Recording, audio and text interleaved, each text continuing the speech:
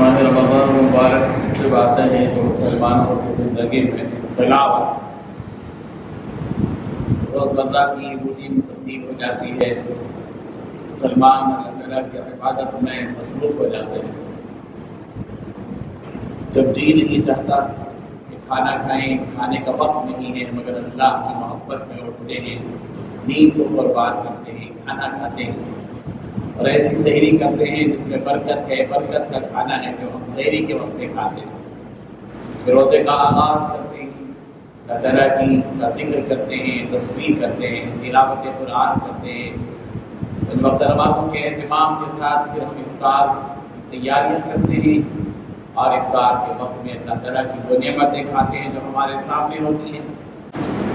ماہ رمضان یوں تو بھوک کا مہینہ ہے، بھوک برداشت کرنے کا مہینہ ہے، مگر الحمدللہ مسلمان عام دنوں کے مقابلے میں کچھ زیادہ ہی کھاتے ہیں۔ اللہ تعالیٰ رزق کو اجازت دیتے ہیں، یزاد فی رزق المؤمن، حدیث میں ہے کہ رمضان کے مہینے میں مومن کا رزق بڑھا دیا جاتا ہے۔ ہم افطار میں اس لیے زیادہ کھاتے ہیں کہ دن بھر نہیں کھائیں، اور سحری میں اس لیے زیادہ کھاتے ہیں کہ دن بھر نہیں کھانا ہے۔ تو بہرحال الحمدللہ مسلمان کھاتے ہیں اور اسی کے ساتھ تراویح کی نماز ادا کرتے ہیں ماشاءاللہ۔ یعنی پیغمبر صلی اللہ علیہ وسلم اس مہینے میں عبادت کا بڑا اہتمام کرتے تھے، بالخصوص آخری عشرہ، اس عشرے کو دوزخ سے آزادی کا عشرہ قرار دیا گیا کہ تین جو حصے کیے گئے پورے رمضان مبارک کے لیے، اولہ رحمہ واوسطہ مغفرہ وآخرہ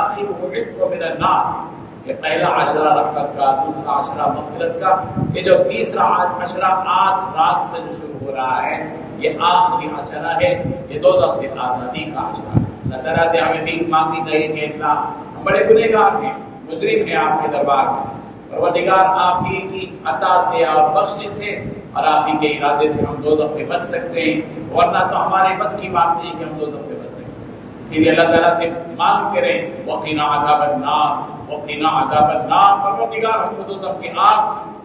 آگ سے بچا۔ آخری عشرے میں نبی کریم صلی اللہ علیہ وسلم کا معمول مبارک یہ تھا کہ پیغمبر کان یعتکف رسول اللہ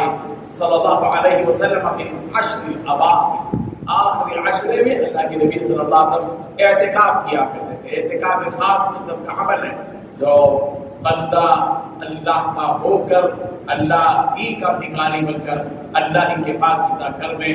10 دن کے لیے، 9 دن کے لیے بیٹھتا ہے، یعنی 20 تاریخ آج کی مغرب کی نماز سے پہلے مسجد میں قدم رکھنا ہے اور پھر چاند کے نظر آنے کی تصدیق کے بعد مسجد سے باہر ہونا ہے، اور پھر مسجد ہی میں اس کا اٹھنا چلنا اور مسجد ہی میں اس کا عبادت کرنا، سونا جاگنا، اور پورا اس کا یہ 10 دن تک کے جو معاملات ہیں وہ اللہ کی عبادت میں اس کے خرچ ہوتے ہیں، بغیر ضرورت کے مسجد سے باہر نہیں جاتا، سوائے بشری تقاضوں کے یاد بھی جاتا ہے وضو کرنے کے لیے، ضرورت سے فارغ ہونے کے لیے، ورنہ باقی دن وہ پورا مسجد ہی میں گزارے گا، رات بھی ہی گزارے گا۔ یہ اعتکاف ہے، اعتکاف اللہ سے قربت اور نزدیکی کا ذریعہ ہے۔ بندہ اپنے پروردگار کے سامنے کھڑا رہتا ہے، پروردگار میں آپ کا ہو گیا، میں آپ کا ہو گیا، آپ میرے ہو جائیے، اور میں آپ سے بھیک مانگتا ہوں، میں آپ کا بھکاری بن کر آیا ہوں۔ اپنی ضرورتیں اللہ کے سامنے رکھے، آخری عشرے میں اعتکاف کریں۔ کتنے نوجوان ہیں جو اپنی زندگی اپنا وقت بیکار ادھر ادھر ٹائم پاس کرتے ہیں، ان کو چاہیے کہ وہ مسجد میں اعتکاف کریں۔ بہترین موقع ہے، سنہری موقع ہے، وقت ہے اللہ کی عبادت کرنے کا، اور یہ اعتکاف جو کیا جاتا ہے اللہ کے نبی صلی اللہ علیہ وسلم کی سنت ہے، ہمیں اس کا اہتمام کرنا چاہیے۔ اللہ تعالیٰ ہماری عبادتوں کو قبول فرمائے، وآخر دعوانا ان الحمد للہ رب العالمین۔